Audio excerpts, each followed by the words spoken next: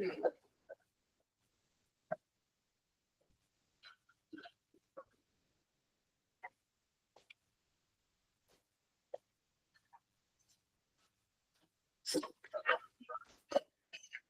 4:00 p.m. Today is Tuesday, July 15th, 2025. This is the Bluff Town Council regular meeting. Roll call. Linda Sosa. Luanne Hook. Jennifer Davila. Britt Hornsby. Ann Leppanen. Erin Nelson serving as town manager. First item is approval of the Bluff Town Council work session minutes from July 8th, 2025. Has everybody read them? Are there any changes or modifications? I'm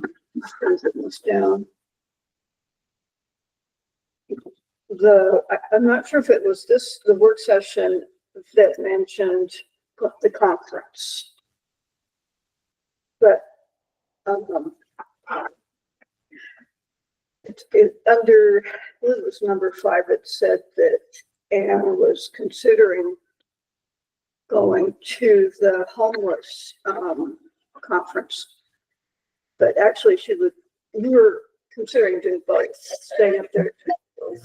Right. So it wasn't just the conference, it was both. Anything else? And just so everyone knows, I'm not doing the homeless conference. I have a conflict now, so. All right. A motion to approve Blufftown Council work session minutes from July 8th, 2025 with Linda's notes. Second. Any further discussion? All in favor say aye. Aye. Aye. Aye. Anyone opposed? It's unanimous. Then approval of Blufftown Council special meeting minutes from July 8th, 2025. Has everybody read them? Are there any changes or modifications? That edit was actually in the special meeting minutes. Just to make things more confusing. Okay. So the edit was in the special meeting, not in the work session. Any discussion? Motion to approve Blufftown Council special meeting minutes from July 8th, 2025. This time with Linda's notes. Second. All in favor say aye. Aye. Aye. Aye. Anyone opposed? It's unanimous. Public comment, there will be a 3-minute time limit for anyone who wishes to make a public comment. If you exceed the 3-minute time limit, the meeting controller will mute you. Raise your hand if you're in the audience and wish to make a public comment, or if you're online, put your name in the chat box or raise the hand icon. Anyone wish to make a public comment? We have one spectator. No takers. All right. Erin, do we have anyone in the chat box or raising their hand? That was just someone else joining. So I don't have anyone who has raised their hand or indicated that they'd like to make a public comment. Maybe leave it for like 10 seconds just in case. I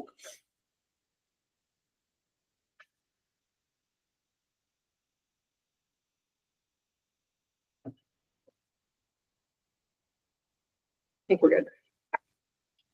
It's 4:03 and I'm putting up the public comment. Then we will move into item number 1. Does anyone have a motion? Motion to move into executive session to discuss strategy for pending or reasonably imminent litigation pursuant to Utah Code 524205. Is there a second? Second. I'll take Luanne folks as a second, just to break it up. All in favor say aye. Aye. Aye. Anyone opposed? It's unanimous. Then we're reconvening at about 4:30. Whenever this gets through, then we'll be back on. If you want to hang out and come back, you're okay. Thanks, Gary. All right, so I'm going to turn off the audio. Okay, And don't turn it off yet because I haven't closed this Oh, up yet. sorry. Yeah, that's okay. It's 4:04. This meeting is suspended until we come back.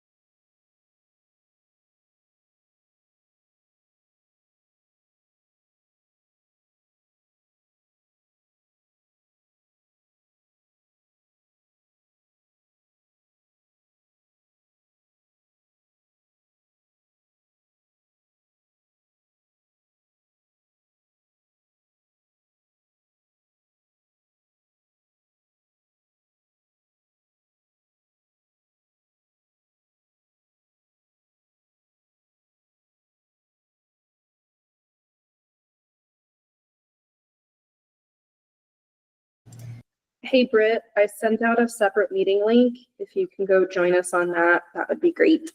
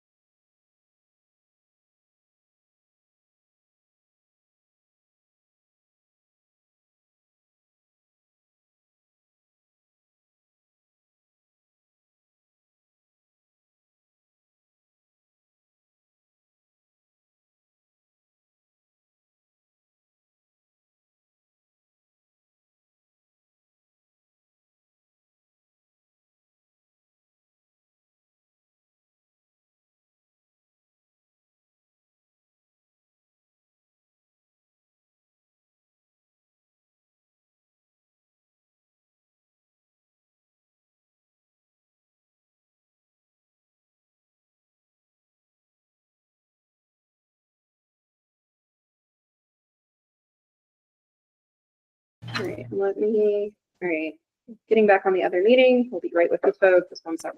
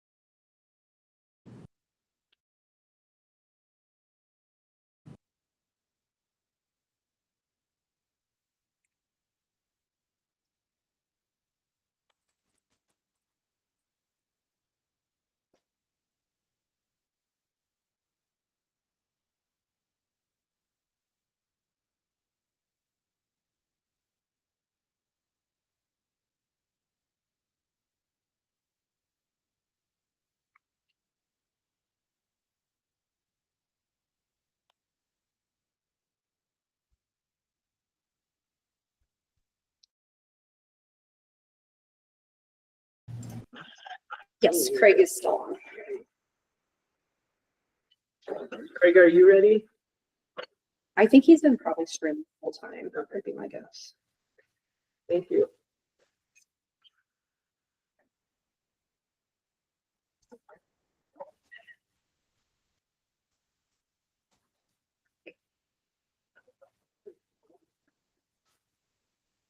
Let's turn the recorder on. It's 4:44 p.m. We're back in the regular meeting. Today is July 15th, 2025. We're all still here. And then we will move to number 2 on the agenda, community engagement and communications internship presentation by Josie Lott. Go ahead, Josie. Right, so I'm just gonna share the screen really fast so she can do that. Okay. Thank you. Okay, I'm Josie and I'm a community engagement and communications intern. And I want to start with my kind of role in the strategic plan.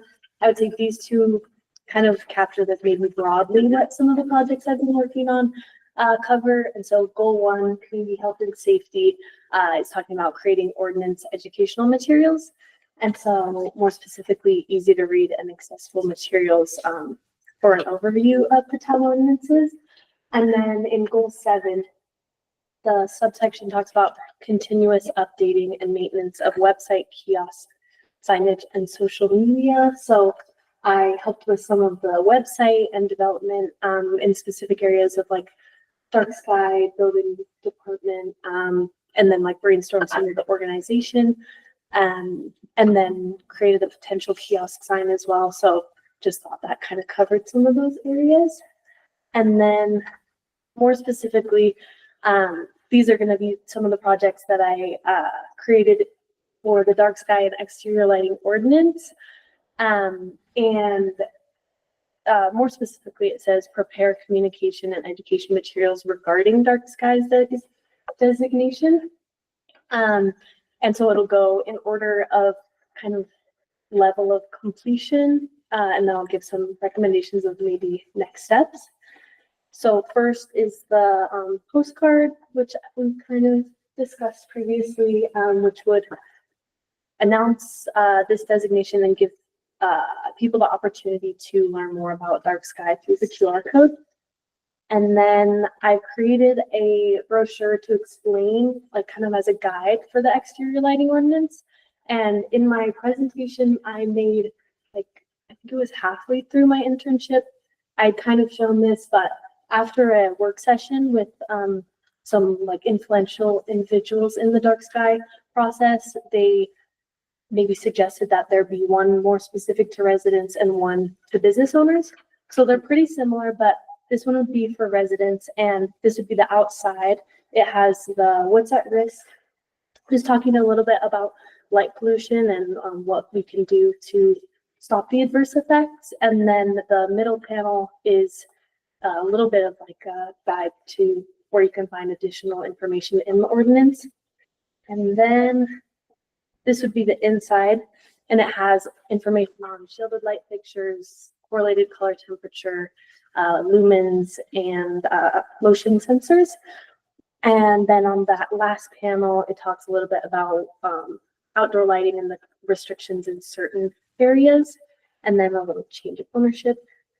And the next one is for business owners more specifically. This all is the same as the residential, but on the inside, there is more about the lumens because there are different requirements for commercial zones. And then a little bit different on the parking areas and access lanes, on the outdoor lighting, and then the curfew are what's different. And I would suggest, obviously, another review of this information. And then if there was maybe more, maybe brainstorming different ideas for enforcement when it comes to lumens and ways to make that easier for people, and or pointing them at least in a direction where they could get help with that. And then this would be just a little insert that could be accompanying the brochures because I felt like it did a great job of just demonstrating different shielded fixtures. And then this would be a potential kiosk sign. It was also in my previous presentation, but just has a little blip about the designation, and then environmental impact, community and cultural significance, and then just our view of the sky. So some further implementation could be coordinating with a printer to figure out what color text would stand out best, because right now it does get lost in kind of like the sky, and it will definitely be on a bigger scale. And then maybe solidifying what photos would best represent these different ideas in a little graphic, so people can kind of connect with those ideas a little bit more. And then this is something that Erin and I have kind of started a little bit of maybe the groundwork for, but I think could be a good next step as it goes further into encouraging compliance, because in the strategic plan, it says that you could promote positive examples of residents who are making efforts to comply, as well as create a dark sky certification program. Yeah, so I think that would be a great next step as it gets more into the enforcement area. Then next, this section is kind of the building department. And I've worked with Kristen, who's the permit technician, and she kind of helped me come up with these ideas. So there's a QR code sheet that kind of could be printed and has different steps when it comes to building in Bluff, and then contact info. And this could or will be replicated in more of a digital format on the website with buttons or drop downs to go to each of those different sections. And then what permits do I need goes through when you need a building permit, land use clearance only, and then both, and then when you don't need either. And then on the next one, it goes through the process for land use clearance as well as building permit. And then the building permit application checklist as well. I would suggest, obviously, further review on these materials from planning and zoning as well, to just make sure that all this information is up to date and as beneficial as possible. Okay, then I have the burn materials, which I created with the support of the Bluff Fire Chief. And so there's one discussing the open season requirements with the little checklist and steps to follow, and then closed burn with stage 1 and stage 2. And then these are 2 little smaller infographics that could be used to announce these changes. So it's a little bit more specified and people know exactly which stage we're in. Then government projects and positions. Goal 2 of the strategic plan talks about organizational effectiveness. And then goal 3 is talking about elected leadership and driving engagement with the community. And I think my next 2 projects kind of both fit into those realms. So the first one is making a document for the capital project plan that just breaks it down into what a capital projects plan is, because for people that may not know, and like I know I did not know before this, and then why it's important, and then going into each individual section and what the project is, and then project description with why it's needed, who may benefit, and some key considerations so that officials and residents can better understand what town funds are going towards and what projects they want to prioritize. The next one is a powers and duties handbook, which could help both officials and residents understand more clearly what each position entails, and just have a little bit more transparency with local government organization and who they can go to with their questions or concerns.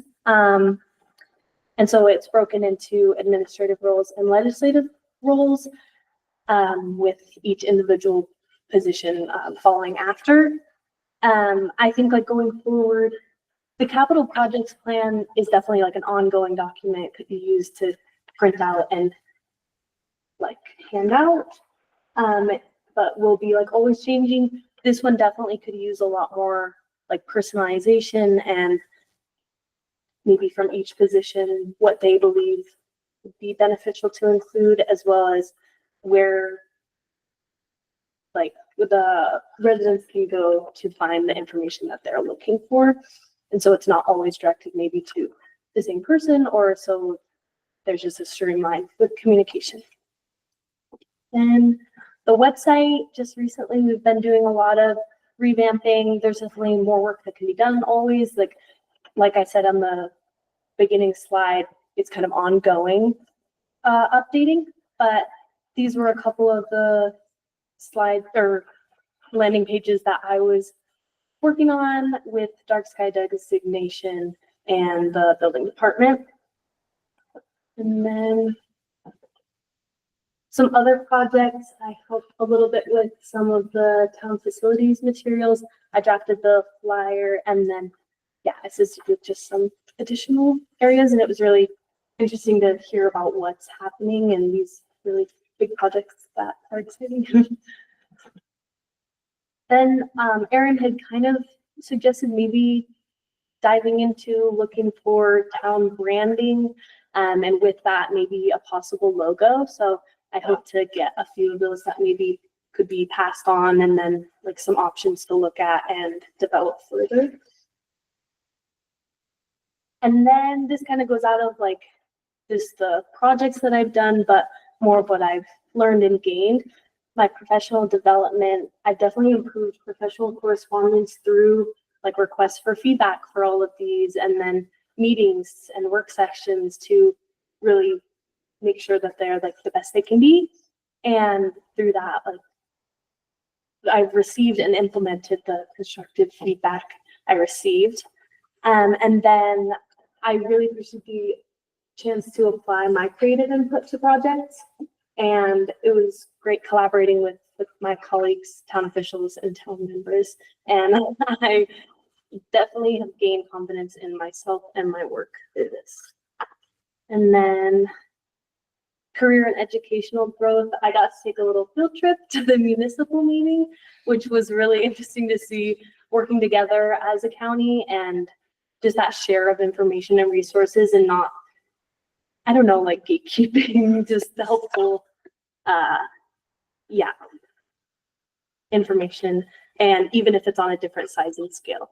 And then I got to meet with local social worker Abby Holmes, and talk about graduate schooling, next steps, and her journey, as well as maybe my next steps. And it was definitely very informative and a great conversation that will help me with my journey. So that's helpful. And then going forward, well, I think worked really well. I really enjoyed the one-on-one meetings. That was really great to just take a chance to sit down, what's been completed, what is still in progress, and what can be added to the to-do list.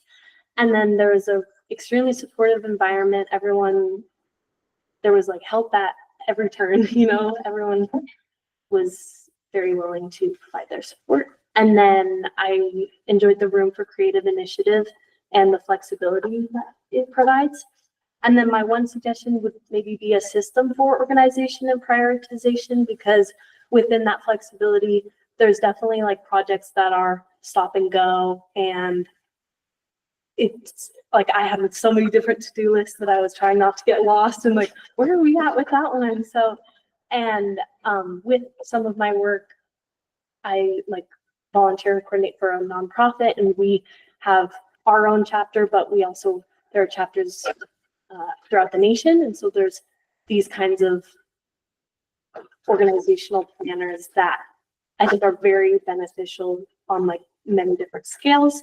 So this is definitely like a simple version, but of some of the things that I think could be beneficial to add to this and could work on different levels. Individually, people can have their project titles, and then collaboratively within like even administrative roles. And then there could be larger scale ones and day-to-day projects. And so, yeah, just some of them like with also what are we prioritizing and then their status. I know with like my position specifically, it would definitely be beneficial to have the status so that like the facilitators of the projects know where they're at and where I may need support or what could be passed on, things like that. So that's my presentation. Thank you all. It's been a very amazing opportunity, and I feel like I've grown a lot even in this short amount of time. So, and then are there any questions? Questions, comments? Concerns? Do you have the ankle bracelet for her? Thomas has his on. We really appreciate everything you helped Erin and gone off and done, so it's great. Thank you. Yeah, we were glad to have you here. Little spunky energy. Happy to be here. So. My question, Josie, is if we were to open internships again, because I feel like you guys got a lot of really great work done, would it be something that you would consider participating in again or recommending to your friends if you were unable to participate in it? Did you find it, beneficial, not beneficial, but a productive? For sure, use of yeah. time? Yeah, I would agree with the beneficial even. Like, I think it is such an amazing opportunity, such a unique opportunity. There's not always the chance to have a summer job that looks great on a resume, gives you real professional experience. And like I think Thomas mentioned in his presentation, since Bluff is a smaller town, we got handed projects that felt very meaningful and worthwhile. Not that like regular internship work isn't always worthwhile, just it was nice to be able to put our say into things and our passion into the project. So I would definitely, yes, I would vouch for this position definitely. And yeah, it was wonderful.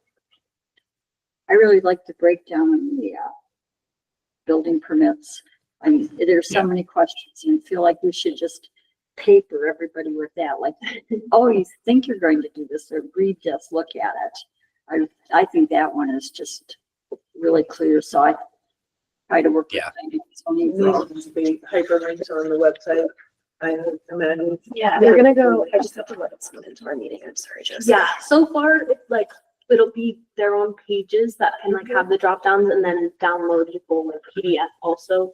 So that, and then I'm sure like Kristen might have other ideas for printing them out, having them available. So yeah. And I really you know, I'm always pushing the strategic plan and making use of our general plan, and so I like to reference that as to why you're doing what you're doing is we all decided that was it. It was fun to see it. I was like, oh my gosh, that's what I do. That made it also feel very important.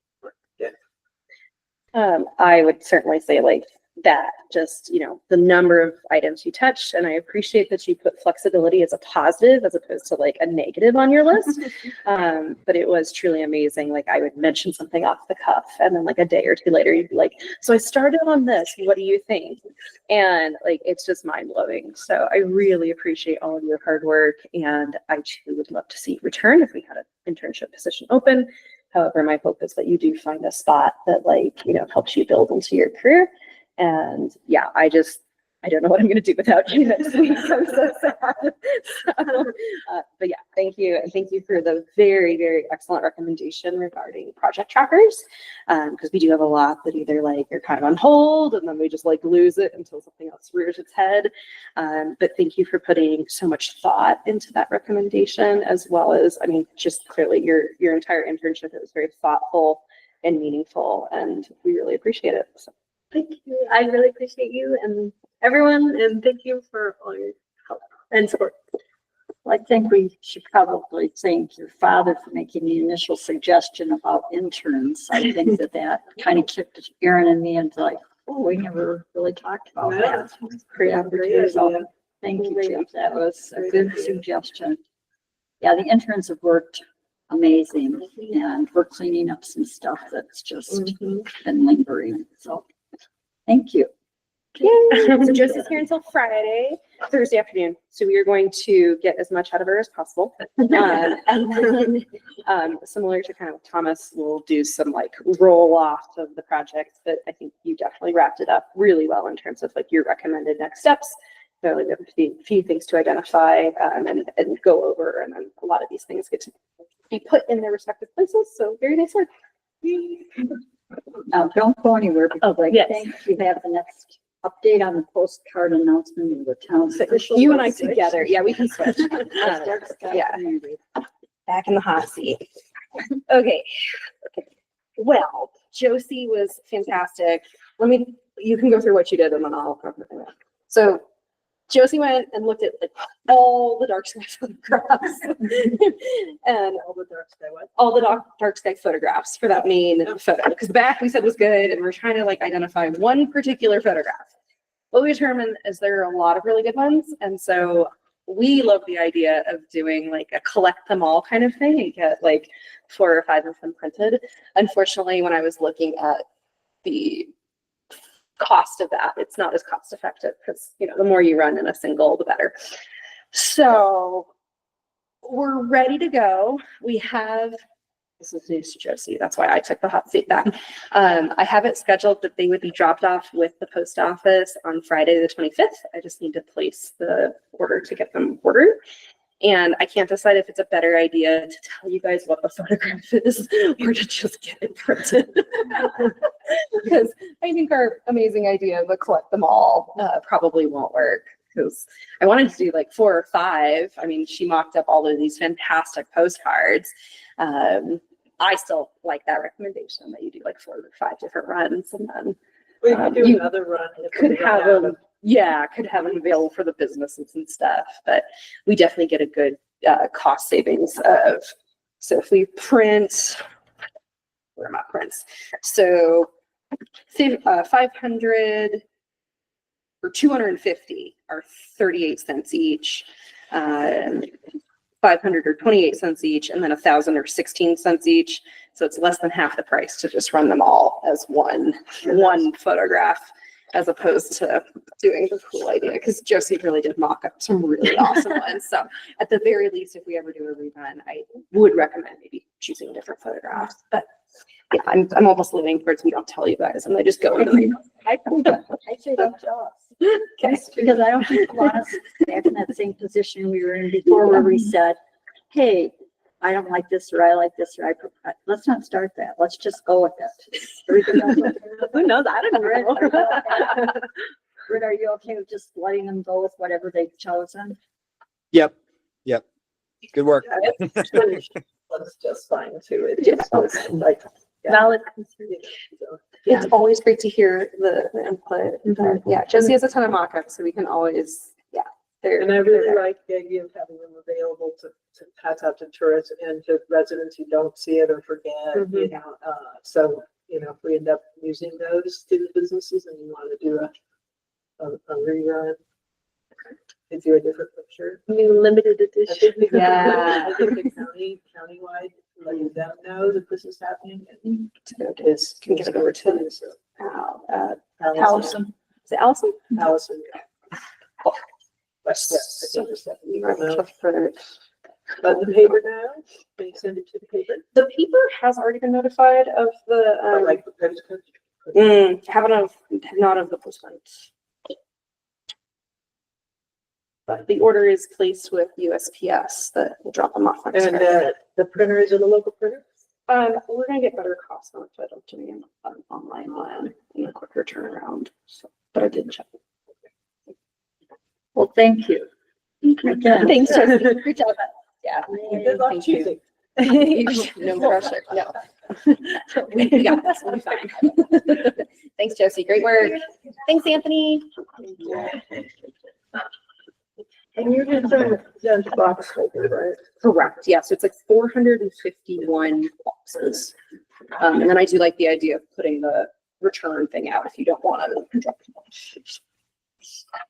So we'll move to number 4, discussion and vote to accept bids for energy efficiency lighting retrofit project at the Bluff Community Center and Maria Collins. Wow. Josie did fabulous, didn't she? I really love the idea of a surprise of what's going to be in our mailbox. It's like, oh, no, I'll check my mail every day. Well, at least starting on the 25th. Okay. So in your packet, as well as in your inbox this week, I shared the RFP for the lighting bid, as well as all of the bids. And so I went through and printed off an evaluation criteria for each and went ahead and tried to give each of them a percentage. And so did anyone else have time to do that? Or- Did you send us that? Okay. Did you send us the percentage? Yeah, it's in the RFP. So I'll just tell you my percentages and you guys can go from there and I'll tell you kind of how I got there. So I gave Lyle Northern Electric, for a reminder, they were a non-Buy America, Build America adherent bid.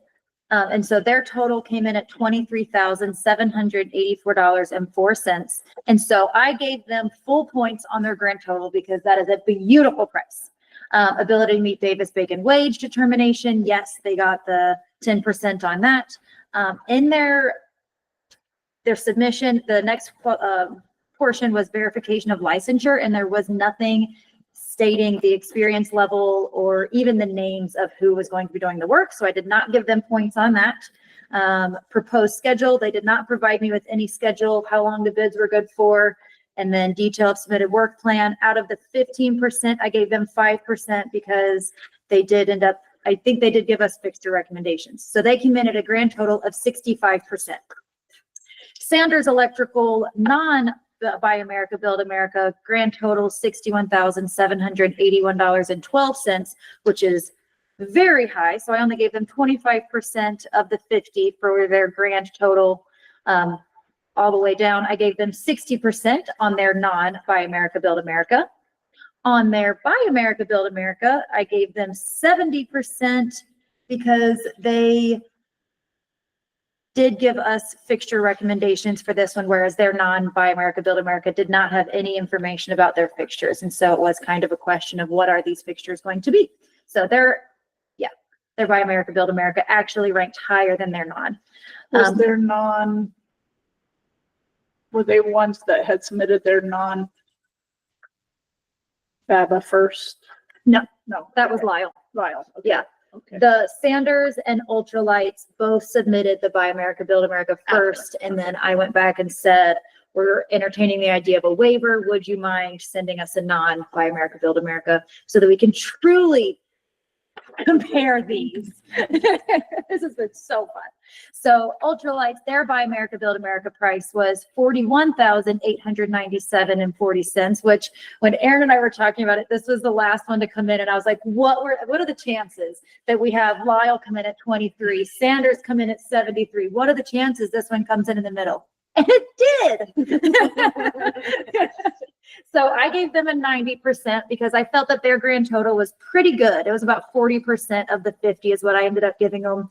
They scored full points on the rest. And then their non-BABA, I actually gave them a 95% because their non-Buy America, Build America grand total comes in at $28,547.49, where that grant total is $27,825. And so that would be, I think, yeah, well, 1,500 of that grant is actually not for the fixtures themselves. So $26,000 of that grant is actually for fixtures. So we're looking at like $2,500 out of pocket to go with non-Buy America, Build America with ultralights. And per discussion last week, I did get in writing that their quote is good for 30 days. They will adjust it as needed. At the most of an increase that we would see would be 20%, which is $5,710, which would take that total to $34,256.99 if it ends up increasing 20%. So my recommendation is ultralights, non-Buy America, Build America. Or if we do still have to go Buy America, Build America, still ultralights because their price is still the best adhering to Buy America, Build America. Thanks. Thoughts, questions, concerns? Where are they out of? Tucson. And they came for the walk? Yes. Oh, Yep. great. Everyone, it was a mandatory pre-bid meeting. So everyone that attended the walkthrough did submit bids. Yes. I would. Well, I would rather go with the local company because it's local jobs, local people hired in the county on the res, the people that they work for. I'm assuming since when we had that discussion on that, I don't know enough about fixtures to be able to research them more than what you did, but I feel like having them been in the building and knowing they're commercial and they're going to be here, but that they probably are all comparable, but that's one of the things that's, sort of a loose end on some of these bids, but I would say a local one also could come back and do repairs. I think if we hire locally, if we have other needs in the building, they will come and do other projects for us. If we hire this out to somebody out of the county, I think they'll be a little less hesitant to, or less happy to work with us. So that's why I would pick a local company. Got a few things. So when we put out an RFP, it is really important that we're following the evaluation criteria. And nowhere in our RFP did we say that local bidders would receive any additional points for that. I'm also concerned because they did not submit what we actually asked them the first time. And so in my mind, that does not create a sense of security that they're going to follow the Buy America, that they're going to follow the Davis-Bacon wage requirements, which are incredibly important for us to be able to adhere to this grant.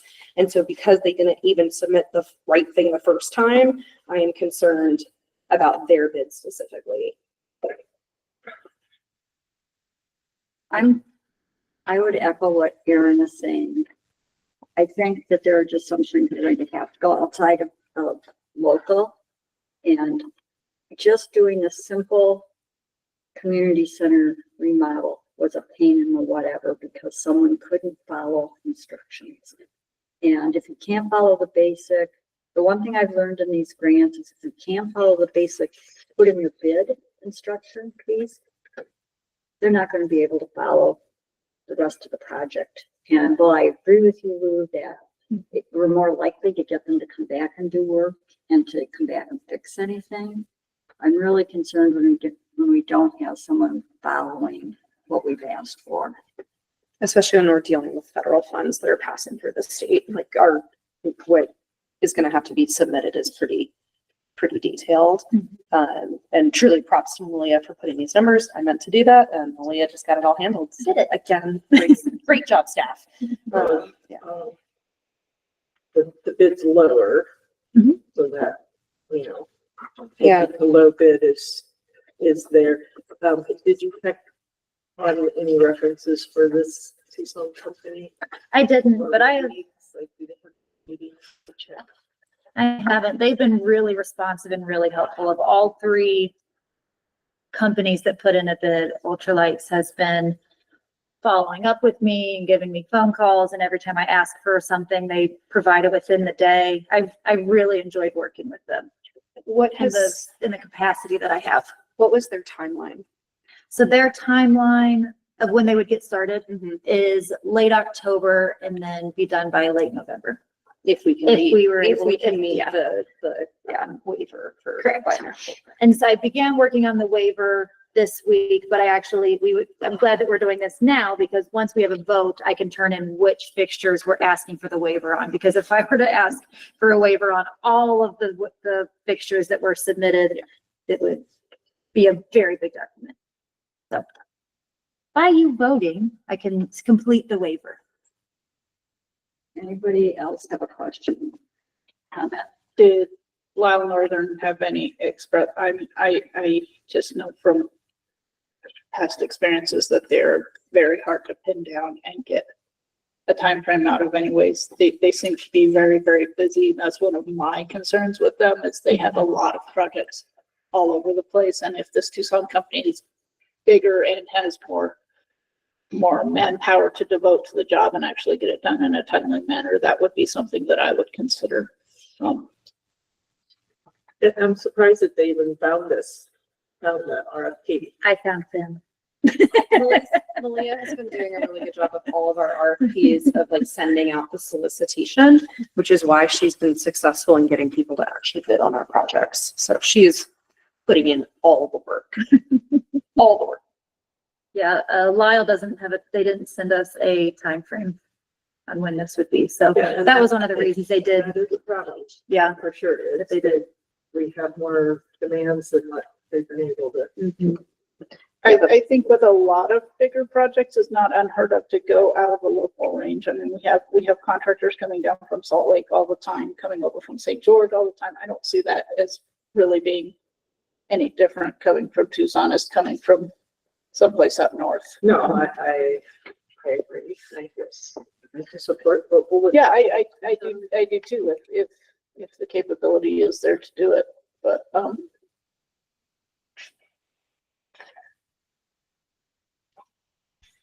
Any further discussion? I like Tucson. Tucson sounds fine, but I would like you to look at the few reviews.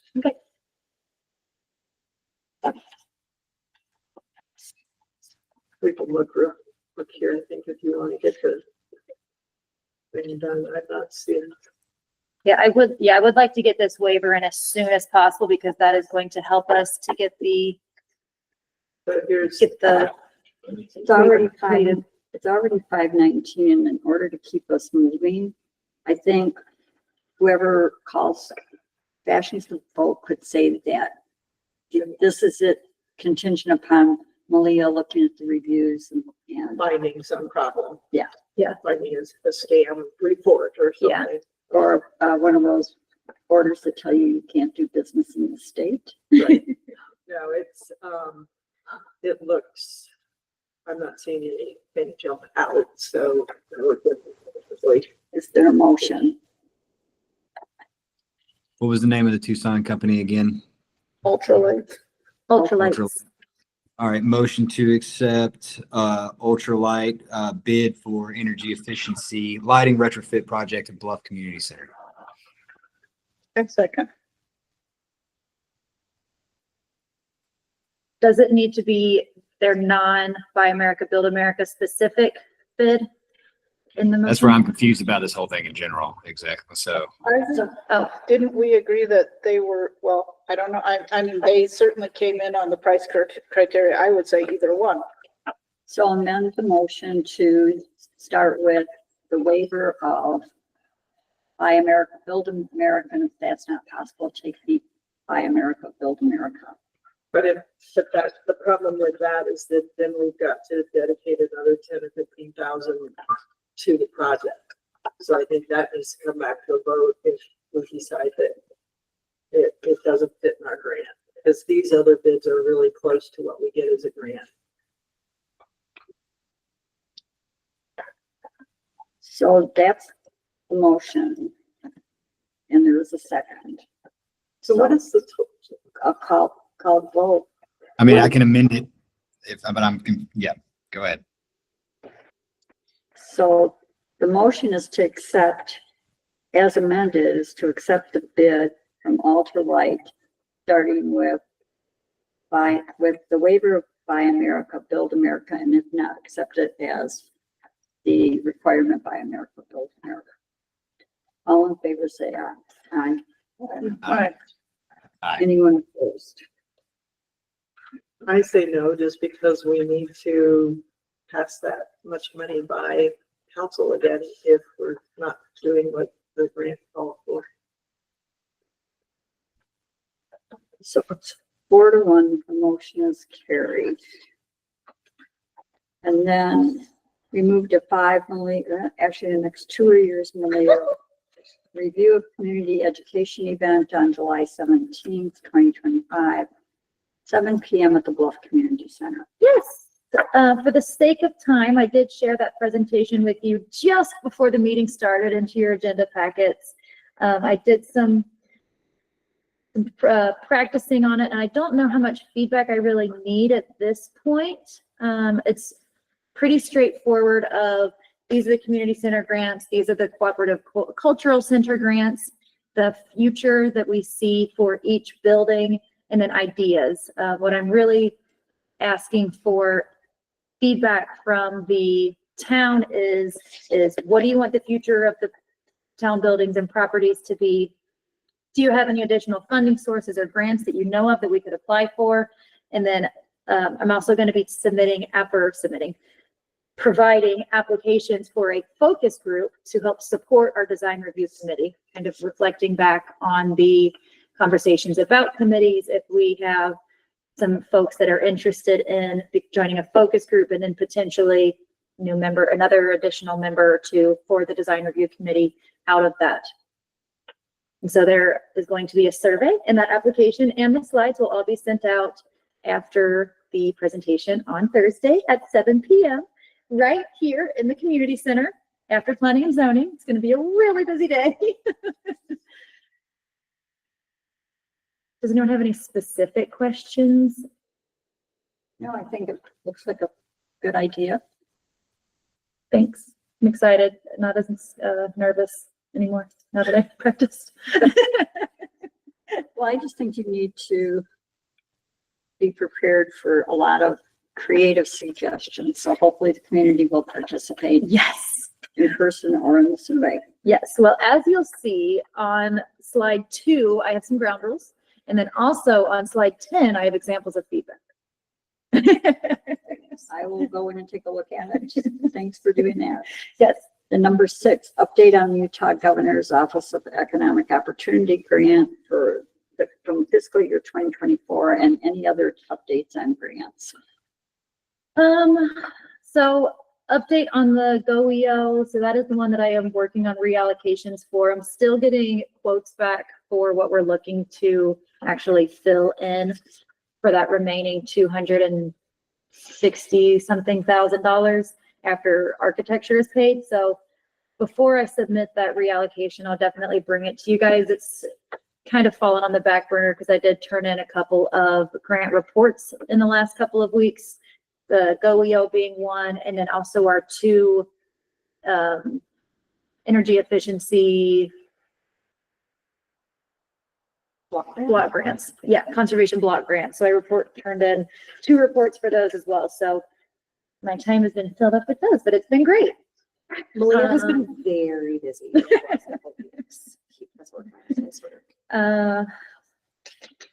Otherwise, I've given you the update on the lighting retrofit. I don't have too many other updates, I don't think. Is there any?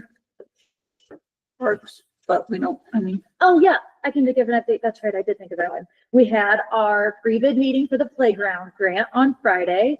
Jen and I led that, and we had four companies, Four five people companies, 5 people. attend the pre-bid meeting. They were all virtual, and I believe they are all in the state. Had some really good questions, so I'm going to send out another question and answers, as well as another amended RFP, and that does close on August 1st, alongside the cemetery grant RFP, which closes on August 1st. perfect. Sounds like a plan. Mhm. I'm not surprised that you had that many people look at the playground grant, because yeah. when we were at Utah League of Cities and Towns the last 2 years, there's a lot of interest. That's what I told Malia, if she's swaying towards going, that there's a lot of representation up Right. there. That'll be after we've already decided, it and is. hopefully when the It is. project's already started, but at that point we can say hello again. Yeah. And then tell them it's my birthday, that they can buy me some cake. It's your pajama one. Thank you. All right, then number 7, discussion and vote on waiver of fees to the Bluff Community Center, Fire Mesa Kitchen and Equipment. Food, that's yours. Okay, yeah, this has just come back up on the agenda again. We've had some concern about paying bills for the community center. It's 38,000 or something to run it. We originally started with just one waiver, 2 waivers. One was for the Balloon Festival, and one was for Bears Ears Gathering in March. They don't do that specifically anymore, but we had those 2. And then it expanded to all the nonprofits, but we're still charging the locals. So I just propose that we do it the same for locals and for people passing through our community to either make it just the cleaning fees for locals if you're within 84512, or let's charge everybody, go back to what we were doing before we released all the 501c3s. And at one of the other discussions, like I say, we've discussed this quite a few times, but one of the times, Linda, you mentioned that it's a time to do fundraising and GoFundMe pages and stuff. And I say that kind of applies all the way across the board if we decide to charge everybody, or we decide not to charge anybody, nonprofits or 84512 addresses, but just make it to where it's either available to everybody at the same price and we help to pay some of these bills, or we cut it back to a community center and just let people use it a little more freely and not digging into their expenses so much.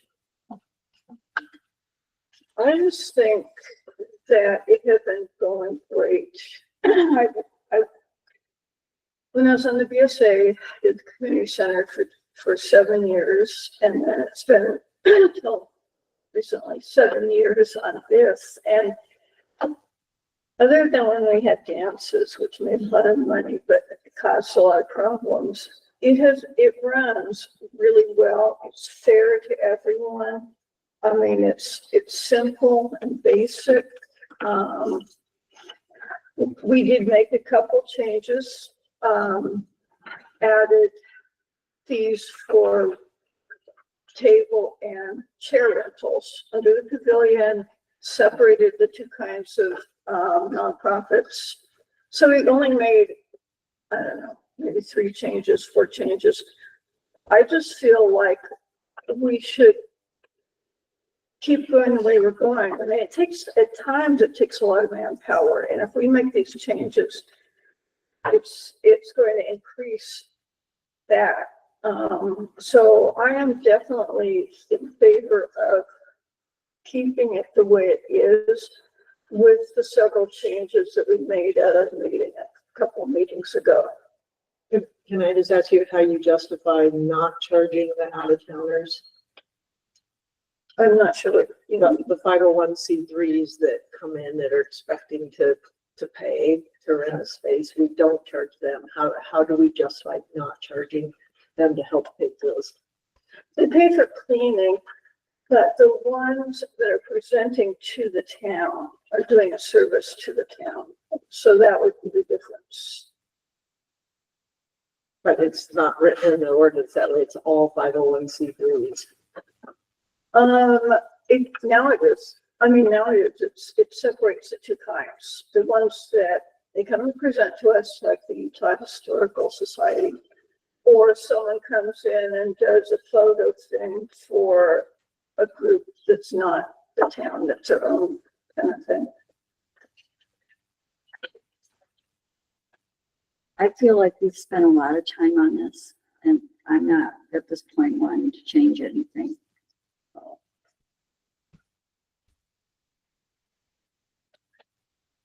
I think I would like to see us focus on maybe opening up the community center for more local use in other ways.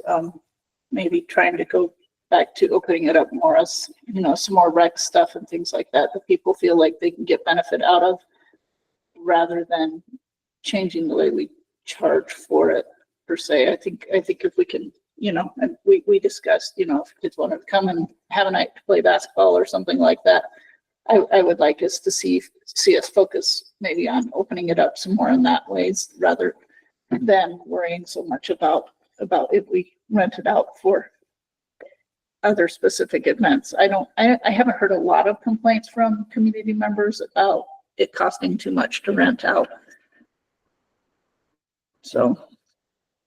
Yeah, I mean, I guess where I stand is like, I understand the like concern about it being for, you know, out of towners, like the bike group coming through, you know, like they're 501c3 and they don't have to pay, but, you know, I don't know. I feel like that it's worth not turning away 501c3s because of that occasional one we get that doesn't fit neatly into the box. Because like when I think of the 501c3s, actually, like, I mean, the things like the get together and like the gatherings and all those kind of things are one thing, but aren't there like the battered women's clinic and things like in the shelter and stuff come down and do presentations and things like that? And haven't we waived them for them? And those are local things that are helping locals. So I would just hate to like say, I mean, I love the 501c3, give them an out, because a lot of times that is going to be something beneficial. I would just hate to get rid of that because we might occasionally get folks that are out of town or they don't fit neatly into that box. So anyway, that's where I'm coming from on it. I do also think that it's important that we make this a sustainable building, and I feel like if we give it away for free for everything, that it becomes less sustainable. It does cost us money to hire Malia as a community center manager. It costs us money to keep the air conditioning on, to turn on the heat in the winter, all of these things, you know. And so I don't think that what we're charging is prohibitive, and that's, you know, I think it needs to be solvent and at least help to carry its own weight. For an example, we did the preschool graduation. Is in fact the same sort of idea as a funeral gathering. Just gives a place for the locals to come and gather. To me, we're just missing out on that. Hey, we're a community, let's all gather here, or else charge everybody. I mean, I'm fine with I think having like a conversation about funerals and stuff, you know, we know having a gathering spot for funerals could be a problem. I mean, that could be a separate issue to me than the 501c3 thing or the school. So, but also had my daughter was at that graduation, so maybe I abstained. Maybe we could generate a petition or something, like if it is a funeral or something that's more of a community event, that they could, you know, ask for a fee waiver. But do they have to have a couple of weeks at a time? I mean, they're meeting and all that, you know, that's where it would be nice to be into the use of the community center. And, you know, we may have to table this again and bring it up to a new council. I would be happy with that if we tabled this now. Well, we tabled it quite a few times, and I don't know what the resistance is really, but anyway. Well, it's because there's a lack of clarity on who's going to be impacted, who's being impacted by this. Like if it's an occasional funeral, then we can maybe adjust it about funerals, but that's a different conversation than scratching it or not. Because that's the way I'm hearing it is we either do it or don't. is kind of what we were talking about. So as far as that goes, I'm with everybody else. Well, then we'll do what we're doing. If the other amphitheaters to just don't charge at all, because I don't feel confident doing that, given the cost and stuff. So if we wanted to talk about other caveats of like letting people, you know, funeral or something like that, I mean, you're right.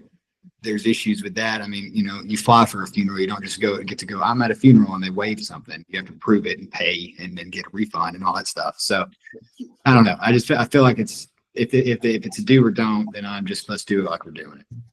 If the funeral isn't here, what you're having here is a meal generally, and people have options. And quite honestly, until I moved here and people had them, and I saw people having them here, I've never been to a funeral that went into a community center. So, But the same thing was with the 501c3s, they could rent you. I think Malia gathered information on local places that rent their spaces out, so they also have options. so just to keep us moving, because it's 5:37 and we have a meeting, a quick meeting after this, an emergency one. I don't hear a motion. So does somebody want to make a motion and somebody make a second?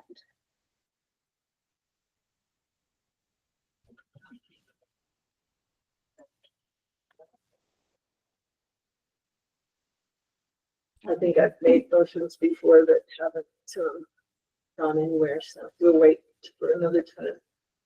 Okay. So we get more public input, I guess. I just want to remind everyone, we do receive PILT money that goes for recreation, which is why people can use the community center for free. So number 8, recommendation to change meeting hosting platform for Bluff Town Council and Planning and Zoning to Zoom starting August 1st, 2025.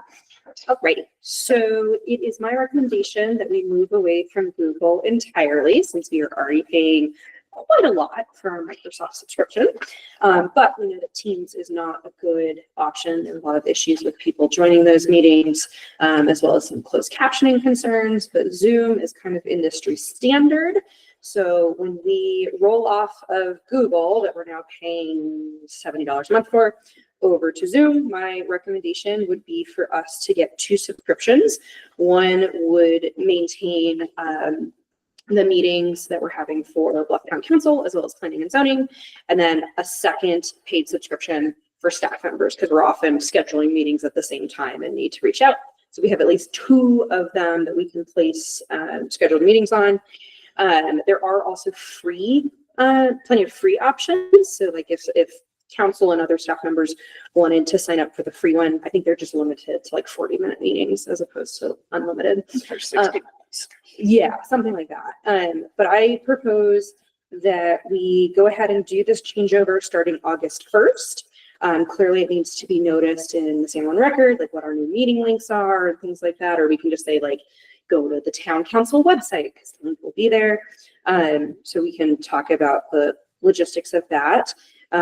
My recommendation for August is because by that point we will have moved planning and zoning off of their Google Drive and their Gmail accounts and everything, or I should say, yeah, their stuff.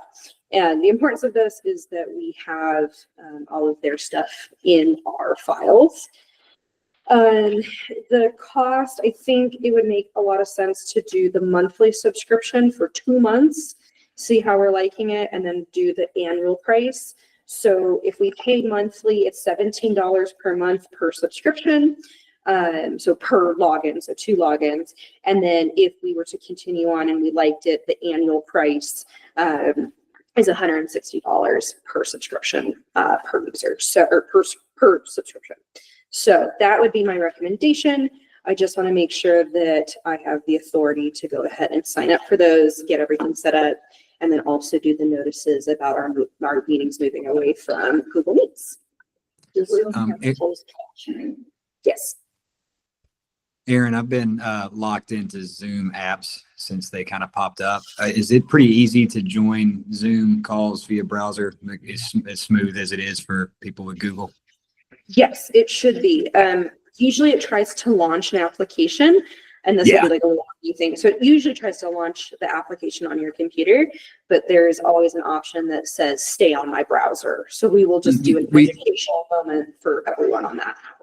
But yeah, education moment might even be worth like a little parentheses by the link or something, because I can see that tripping a ton of people up where they get confused on that wording. But yeah, and Teams does the same thing too. So no worries. Thank you. Thank you. Was Google free or we were paying for it too, right? That's the whole issue, is that we have a bunch of people joining with their personal Gmail accounts. If they don't have the Old Town accounts, we're still paying $70 a month for some of the Old Town accounts.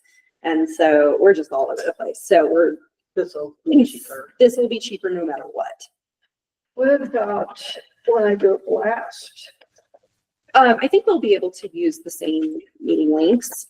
But however we end up doing it, it'll just, we just need to make sure that the link is included.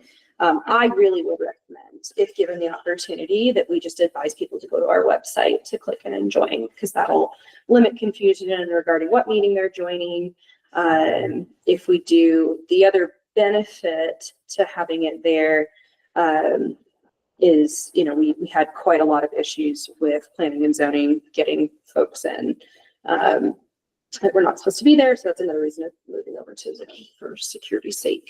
And it is more secure. Yeah, so How will that work for like joining? Will we have to have one let everybody in still, or how will that work? So we will have better capabilities of control. So the issue right now for all of our meetings is that all of the meeting links that have been out, that we've been using for years and years, it's not usually standard protocol.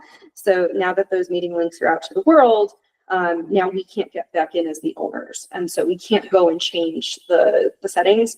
Whereas if we are managing a current subscription on Zoom, we'll be able to monitor, we can do that. Like, people can join, but they can't share their screen, or people can join, but they can't turn on their microphones. And then you stuff can like switch that. If somebody has a public comment, you can go in and select them and say, okay, you can share. Yeah. Okay.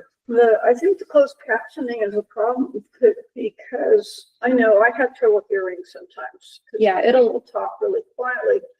And people tell me, for certain people, they have the same problem. They can't hear certain people at certain times. When you get on YouTube, it also shows the closed captioning. Zoom does do closed captioning. And the YouTube will still continue YouTube. Yeah. Yep. That'll still- YouTube stays the same. So that recording will still be on whenever we have that. As long as Craig's here, somebody doing YouTube, that will still be on. But if there's closed captioning in Zoom, I think that's a moot point. Exactly, yeah, exactly, because You can do closed captioning in Zoom just like you can in Google Meets. as long as it's, I haven't done it enough to see if it's as accurate as Google, but Google isn't completely accurate either. So. And Zoom will still work with Olivia. So. And have you tried Zoom for closed captioning? Have you watched it? I haven't been on enough. I would imagine that it is close to what Google can do. Clearly, Google has invested a lot in AI over the last couple of years, but Zoom being, I would say, like the virtual meeting room, I would imagine they're pretty accurate. I did ask them today, and it wasn't super clear. I had someone from India. If they had it, but it almost sounded like it was an extra fee. I would imagine that I would think that it would be included in our subscription. I mean, I can double check, but That's part of the let me 2 see what I month, can. 2 month Right. trial. Yeah. Too. We can try it for 2 months and see how it looks. We can watch the closed captioning and see.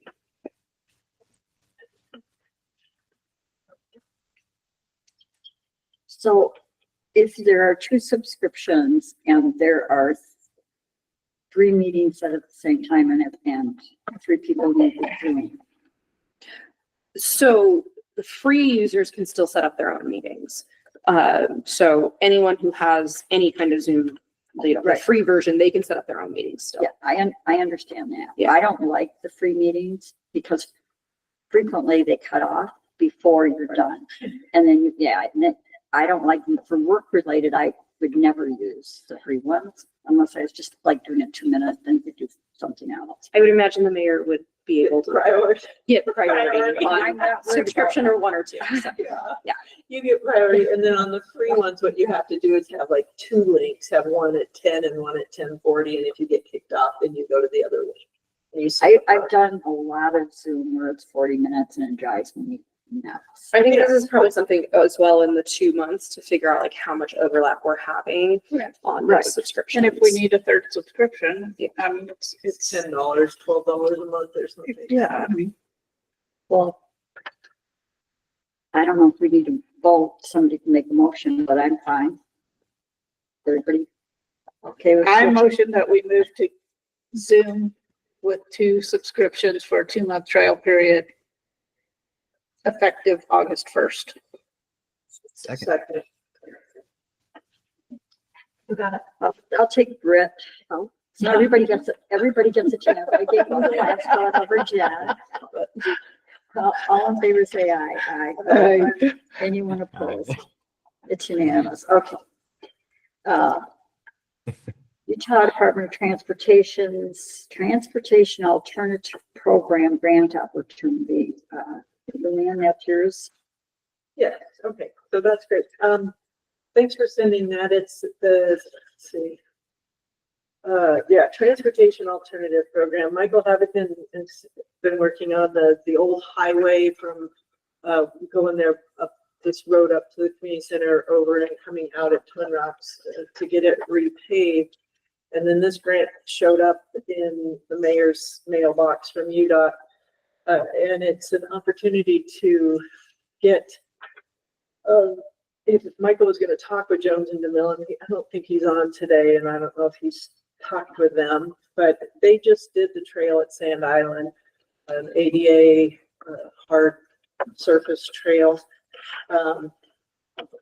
And if they're applying for grants to do the paved part, adding in this opportunity to do a grant from UDOT to add the ADA part following that could be a really great way to get some funding on both of them, showing both. And Jones and DeMille right now, like I said, they did the one at Sand Island.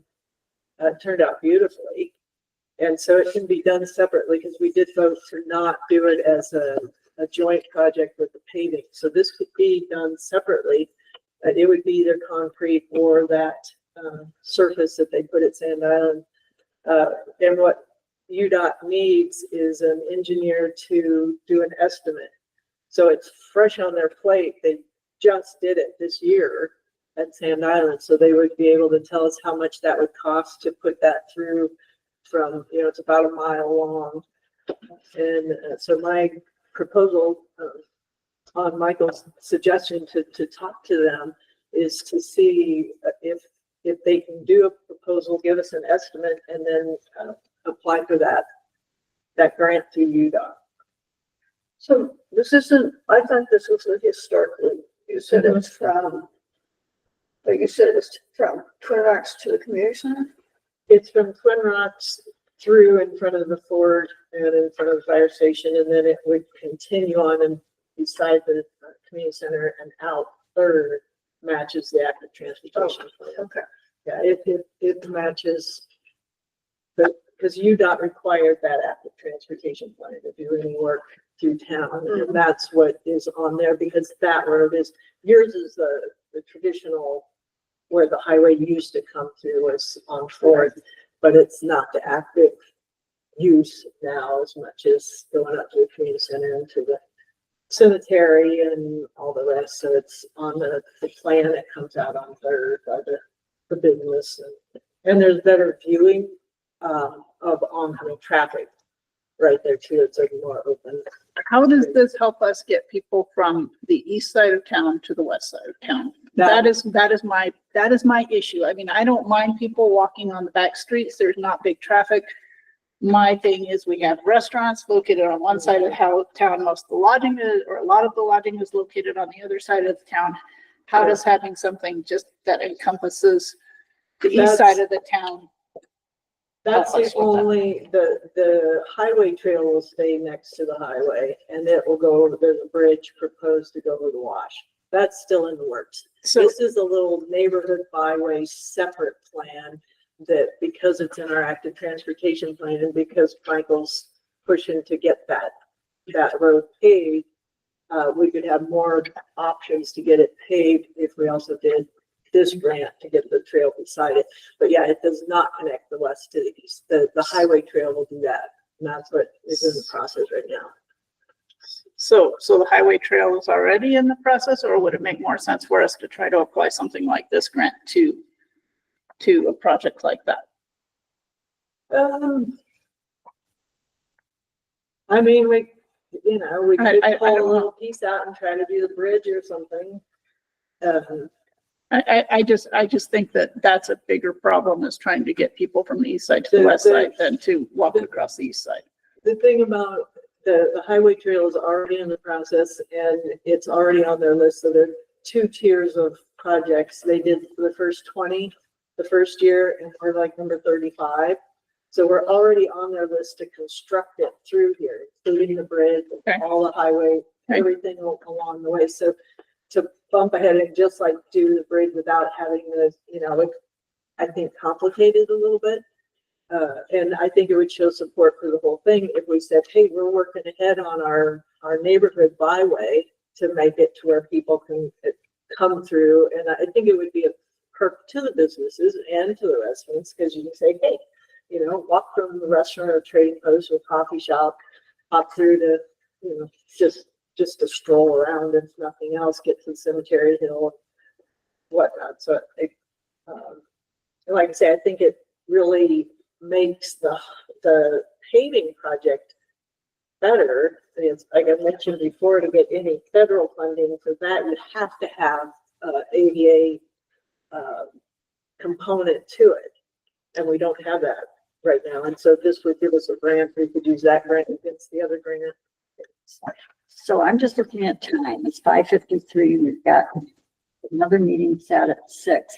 Let me just ask this question. Have you or Michael gone in and actually looked at the grant, looked at what needs to be done? Mm-hmm. Yep. And so I guess what I would like to do is make a motion that what we need is to ask Jones and DeMille to give us an estimate, so that we have an estimate. They have to have a line by line estimate of the cost of this part that matches our active transportation plan. If we could get an estimate from them on concrete and the type of material they use at Sand Island, then we could decide whether we apply for the grant for that much, because it is a 60-40 match. So we would have to say, if we got it, we have to have that matching money. So I would just like to make the motion that we ask Jones and DeMille to move forward on giving us an estimate on what that trail, what the estimate would be to build that trail. So I'm going to throw this to Erin for a second. If we were to do that, does that knock Jones and DeMille out of being able to bid on it? It would probably depend on the grant stipulations. They're the engineer that we hired from road. Yeah, we probably would be fine, but sometimes grants do have issues. So it really depends on the grant itself. But yeah, I mean, there are definitely, there are certain projects that no, it wouldn't knock them out, but it really depends on the grant and So, what it's. And what the grant said is that it would be thrown back to an engineer to do the design, and the town would work with the engineers that are picked, and that it has to come off of their list of qualified engineering companies. So I guess Jones and DeMille would maybe know. So we're not spending money. Nobody's writing the grant, which will be the other challenge. It's got a short turnaround time, and Yeah, it's the end of August. So. and I can tell you right now, staff does not have the ability to do this right now. There's no bandwidth in the next 2 months, 3 months to write. Yeah. And Erin, just to clarify, that's not that rule about, like, if they give us an estimate and they can't bid, that's not a town rule? Okay. No, it's usually a grant stipulation. So I guess I would like to check with Jones and DeMille and see if they can look at the grant and decide if they would get kicked out. Can I do that much? Because we still have the first meeting in August, so we'll bring it back then. And, Okay, why don't you do that and get more information? okay. That would probably be more helpful. Yeah, can you get an estimated cost for them to put together the estimate? Thanks. Yeah, yeah. And I mean, given that there are engineering for roads and stuff, it should be fine, but just so I can, Mhm. thanks. Thank you. And then report on Bluff Waterworks meeting on July 9th, 2025. I don't recall. I feel like we just go from one water meeting to We the skipped next. one. Oh, is that Estrays. straight? I don't have estrays on mine. Yes, Estrays is on ours. I didn't. Would you read it? Just read it out. loud. It says to discuss the need for a strays ordinance. I do have a question about that. After what Chris said to us, do we need to address this or is the county supposed to address I'm this? not gonna address it. I don't want Okay. to address it. That's what I was going to say. I think based on the Okay. liability, the amount of work and everything, we just step back. Perfect. I would recommend that we, when Erin presents the bills the next time, we were billed for the 2 roundups. And that we pay that out of good faith that they came in and did it. But this is an open range state. That means landowners are responsible for damages on their property. If they're concerned, they need to fence it. And the town is not at this point. There's no recommendation by our attorney, and I would certainly concur. Everybody's on their own on this one, but we will discuss the bill from the deputies the next time around. Does anybody want an estray bill ordinance at this point? Okay, then we'll just move off that. Thanks for catching it because I printed. Malia caught it. Yeah, I printed and then I don't have the up-to-date one. I was trying to read the tiny print up there. So just an aside, when I open this now, they're not open.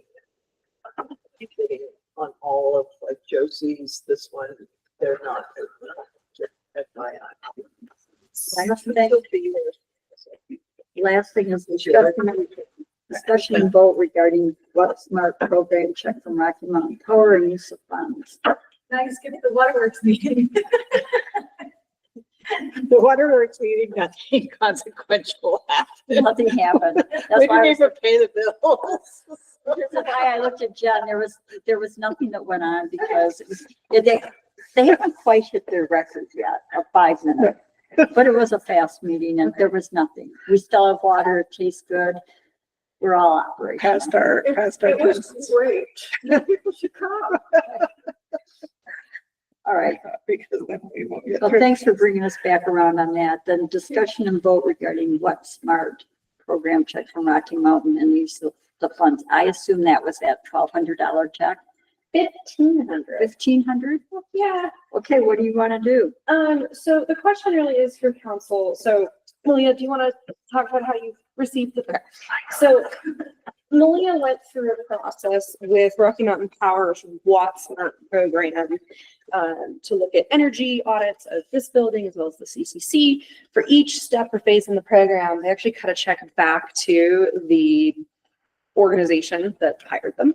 I mean, we don't pay for anything, but we said, yes, come on down, do the audits. And so we got a check in the mail for $1,300, which confused me because I was like, that's more than our usual municipal energy tax. What's going on? But it turns out Malia has completed some steps. And so it is actually made out to Town of Bluff, Malia. Yeah, so exactly. So my question though, since this is a new revenue source for us, is what do you want to do with this? Is this something that we want to put back towards like the CCC? Do we want to just have it for like general, like it just moves into the general fund and it's for anything? Do we want to credit it somewhere else? I don't know, or I don't know, Malia knows like how much more we will see in the future. I know you get. It goes up as we continue working with them. So Yeah. this is specifically from the Why did we CCC. get it yet, please? So because we included, sorry, I guess I should have, because we included Rocky Mountain Power Watt Smart in our design charrette, this is that first portion. So many moons ago, I brought this over to you guys to ask if you guys wanted us to work with them. I've also asked our architects if they want to work with them. And basically this is for the CCC building.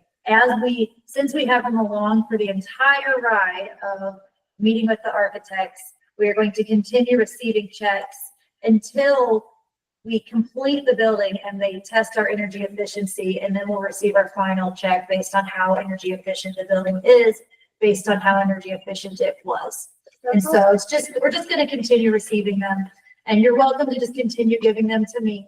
That's fine. Percentage? How are they figuring it? So in the end, it's gonna be a percentage of energy savings, but until then, I don't have the numbers in front of me, but until then, it is a set amount based on each phase they are included in. Okay, I have a suggestion on it. I would suggest that we put it toward the solar installation CCC. Yep. And we just build that fund while we're trying to get grants, because I'm getting justifiably so some questions from Janet Ross about how quickly are we going to be able to use those solar panels. So if no one else has a pet project, I would make a motion that we create a revenue stream for installation of the solar panels that we had donated through the solar company, City of Monticello, and Janet Ross. I Is that a second. motion? Yep. Okay. Linda has a second on that. Wait, so who gets it? And does that make sense to you, Lillian? With all of the grants and things coming for that, is it already covered? Or should it go to something else? Solar panels are not covered. I think that's a great use. In my presentation on Thursday, you'll see. All right, so I made the motion and I'll just take Jen as a second. All in favor, say aye. Aye. Right. They have been very helpful so far in our discussions as well. It's been nice having them on board. Yeah. Anyone That's right. opposed? Oh, sorry. That's okay, it's unanimous. Fine, okay, discussion and vote to pay bills.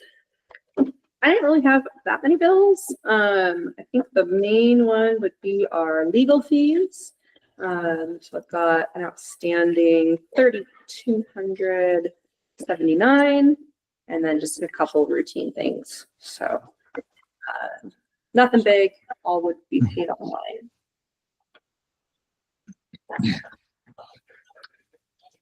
Motion, I'm just trying to pull up, see if I had something else. Did it get me back in there? Yes, just really quickly. Motion paid bills. I second. any discussion?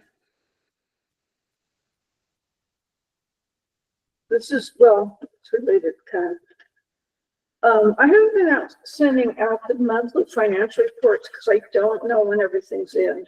So maybe you could. Yeah. I'll do that once a month because yeah, we can't see what's happening. It would be helpful.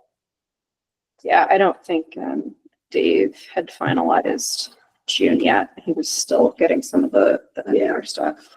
Yeah, But yes, I can do that. I appreciate the legal breakout too of different projects.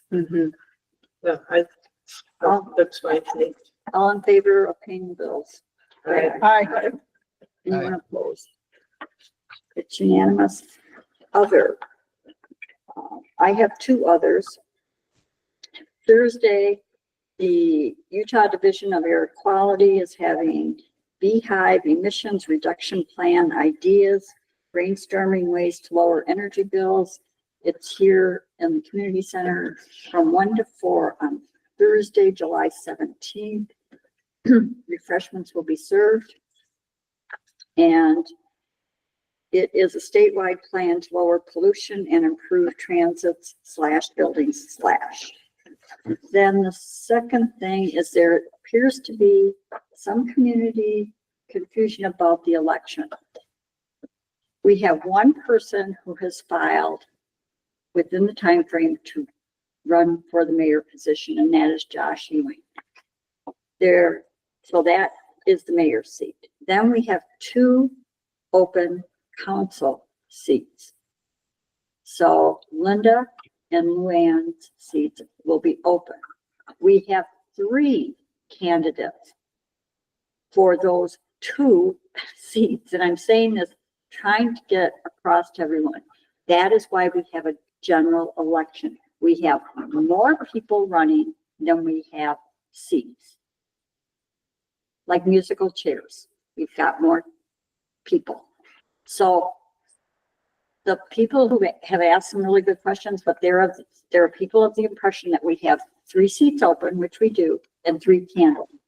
We have 4 candidates, and unless somebody does a write-in vote against Josh Ewing before whatever the cutoff date is, Josh Ewing will be the mayor, but we still have to have an election for the council seats.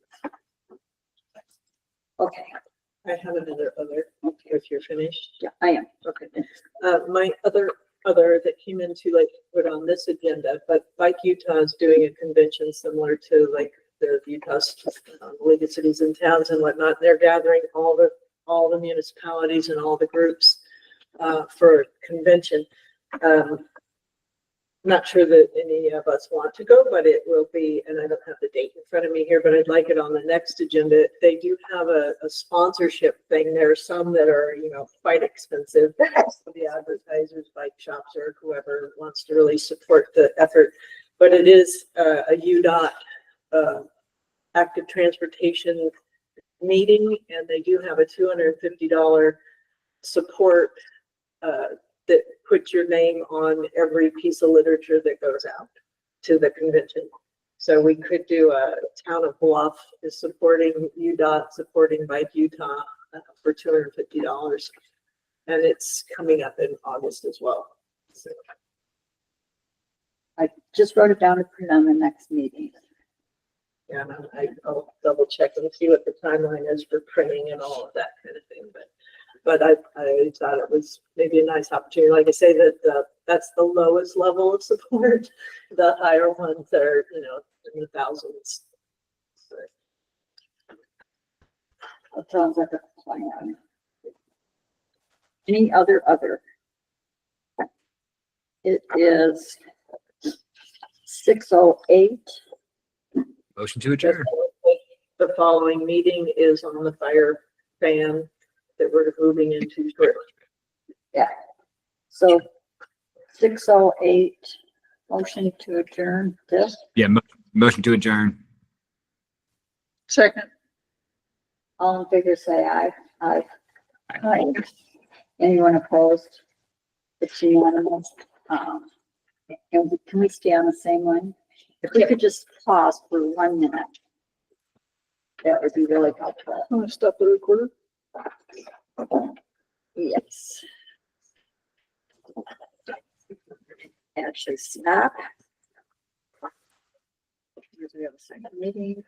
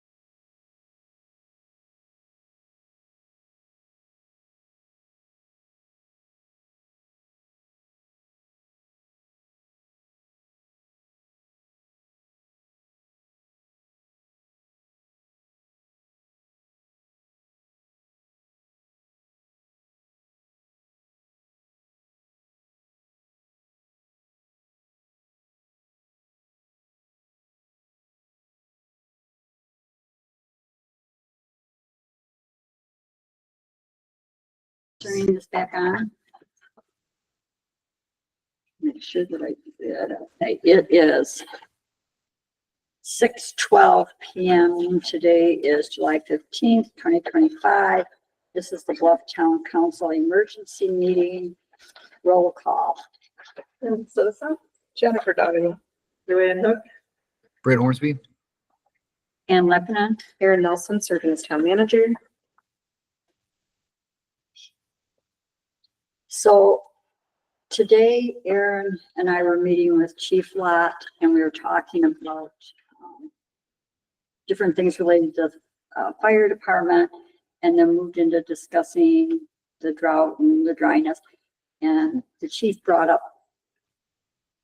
that that the state is in stage 1 of fire restrictions. And I didn't realize it because I had been getting ready to get out of town, and I quit looking at emails, and it came in and that round of emails. So I apologize because I'm like 2 weeks late of requesting that we do anything, but Chief Lot is requesting that we move into stage 1 because as an incorporated town, we do not get covered in the catch-all for the state, the state of Utah, the Department of Natural Resources, the Division of Forest, Fire, and State Lands order. And that order is order number UTCLO2504. So Erin suggested an emergency meeting since our next meeting is in August and we are bone dry. So I pulled up the ordinance we've used before, added a few things that were on the state ordinance, and I am asking that we consider approval of moving into stage 1 fire restrictions effective immediately. my only question was on this, its effective date is the 28th of June. Do we need to modify that? Did I not catch that? Where is that? It's second, whereas Oh, yeah, no. The state one, state is, the okay, state one, okay. the so- state yeah, one okay, became effective June okay, 28th. perfect. I could amend it to add that, but that's in stage 1s. We're Yeah, that's, if that's referring to state, then that was my only question, but No, it's good to read it because I was pulling things together at the last minute. Motion to move into stage 1 fire restrictions starting immediately. second, I heard 2 voices, but I missed. Jen, Okay. All in favor, say aye. Aye. Aye. Anyone opposed? do we need to do a roll call vote? Look like, Oh, I maybe on the didn't. bottom? No, we're okay. Okay. We did a, so I would like to make a request that we take Josie's little thing and blow it up and put it at the post office. Yeah. And That's put a it good at idea. P&C, put it at the laundromat, put it around town so that people know. Because people don't necessarily know, and we have had some burns in town since then, and it just, people just need to know. So in this stage, you can still have a campfire, you can still do your barbecue, you can still do that kind of thing, but no open burning. But her little blurb on stage 1, and we just blow that up, I would say, get that into an 8x10 and say stage 1's in effect. This is what you can do. And help spread the word that way so that we don't have people. And the website first. Have that on the front. yeah, I just signed the ordinance and I'm giving it to Linda to do the postings. Should do that. Then, Right, and it's great to post this, but I think the visual. yeah, Okay. yeah, I think that's a good idea. I just kind of made the assumption that that was what would happen. So if there isn't any other, it is 6:16. Did you all Work know tonight. that there was an accident on the highway at the bridge? Yes. Yeah. and they hit the fiber pole and their airbags went off and they went down the wash, did not start a fire, fortunately, and they did survive, and their car is the one that called it in. People drove by and couldn't see them down there, but their car called in. That's all. Does that. I kind of interesting when your SOS light goes off and you're like, I don't have a problem. Are you calling somebody that I don't know? My old cars would just let me die. Yeah. Ours are It was just another reason why we have to be careful with that highway going through town. It was in the morning, he fell asleep. The more separation we can get from the walkers and the bicycles, and I'm glad he didn't hit anybody else. So it's 6:17. I can't remember where we are. Next. Good work, everybody. Motion to adjourn. Second. All in favor, say aye. Aye. Aye. Anyone opposed? It's unanimous. I am turning off the recorder. And thank you.